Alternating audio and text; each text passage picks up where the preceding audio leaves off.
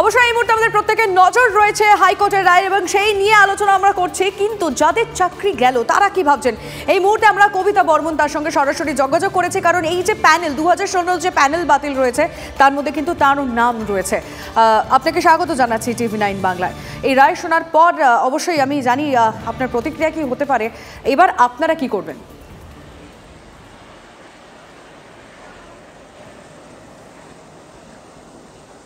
এই প্যানেলে যতগুলো ছিল সবারই নাম বাতিল হয়েছে, পুরো প্যানেলটাই বাতিল হয়েছে।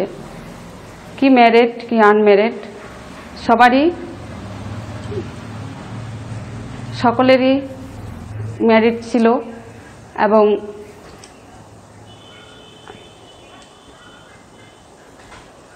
তার জন্য বর্তমান রাজ্য সরকারের যে শিক্ষা ব্যবস্থা দুর্নীতি, সেই শিক্ষা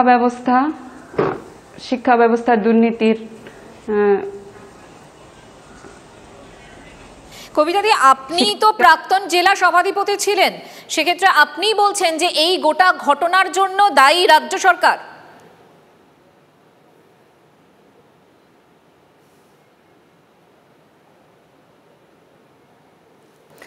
না, সম্ভবত যোগাযোগ বিচ্ছিন্ন হয়েছে। আমরা যোগাযোগ করেছিলাম কবিতা বর্মনের সঙ্গে, তিনি তার বক্তব্য রাখছিলেন। এই বিষয়ে আমরা কল্যাণ ব্যানার্জির সঙ্গে কথা বলেছিলেন, তার প্রতিক্রিয়া পেয়েছি, শুনবো কি বলছেন।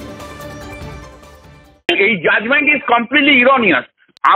আই ক্যান আন্ডারস্ট্যান্ড যাদের বিরুদ্ধে অভিযোগ ছিল তাদের কথা, যাদের বিরুদ্ধে অভিযোগ নেই তাদের চাকরি কি করে ক্যান্সেল হয়? তারা পার্টি নয়, তাদেরকে শুনলই না, তাদের বিরুদ্ধে কোনো চার্জ নেই। আর আমাদের যে আর্গুমেন্ট ছিল, একটা আর্গুমেন্টে অ্যাকসেপ্ট করেনি। এটা একটা বিজেপির চক্রান্ত চলছে পশ্চিমবাংলায়, চাকরি খাওয়ার বিজেপির চক্রান্ত চলছে। কল্যাণ বন্দ্যোপাধ্যায় বলছেন যে এটা বিজেপির চক্রান্ত চলছে। বিজেপির রাজ্য সভাপতি সুকান্ত মজুমদারের কি বক্তব্য শোনাবো আপনাদের, পাশাপাশি কুণাল ঘোষ তিনি বা কি বলছেন শুনুন। তৃণমূল কংগ্রেসের আমলে মমতা বন্দ্যোপাধ্যায়ের অনুপ্রেরণায় চাকরি, বিশেষ করে মাস্টারমশাইদের চাকরি গরু ছাগল হাঁস মুরগির মতো হয়ে গেছে, হাটে বাজারে বিক্রি হয়।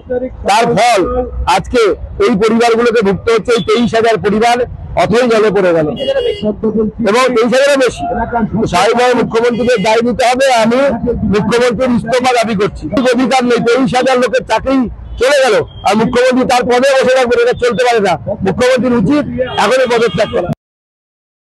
এটা ভোট চলছে, এই সময় কেউ বা কারা এটার একটা উৎসাহ বা প্রচার, তারা একটা বিরূপ প্রতিক্রিয়া তৈরির চেষ্টা করবে। কিন্তু আমরা মানুষকে এটা বলবো, অতীতে বাম জমানায় আমরা দেখেছি লেফট ফ্রন্ট গভর্নমেন্ট ত্রিপুরায় যখন ছিল, ওইটুকু রাজ্য ত্রিপুরা, ছোট রাজ্য, সেখানেও 10,000-এর প্যানেল বাতিল হয়েছিল।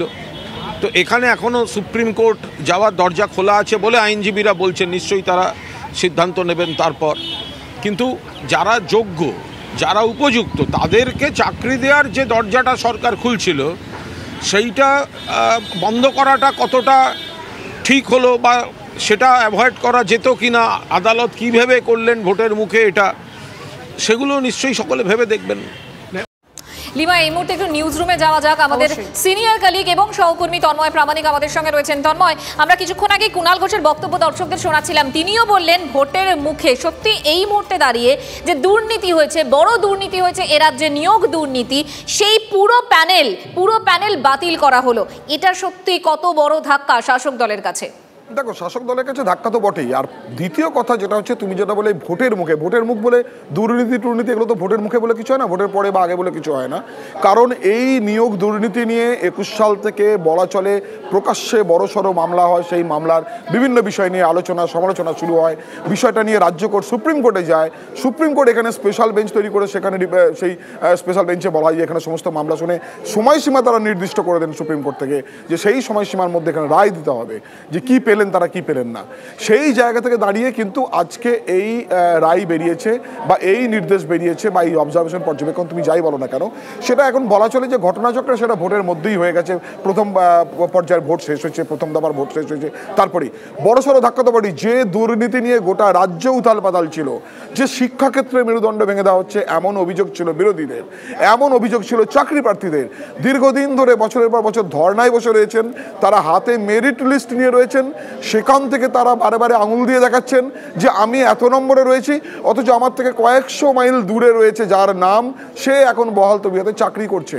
এমন নানান উদাহরণ, অভিযোগ, প্রমাণ বা দাবি সেগুলো তারা তুলে এনেছিলেন। সেই নিয়ে মামলা, সেই মামলা চলছিল।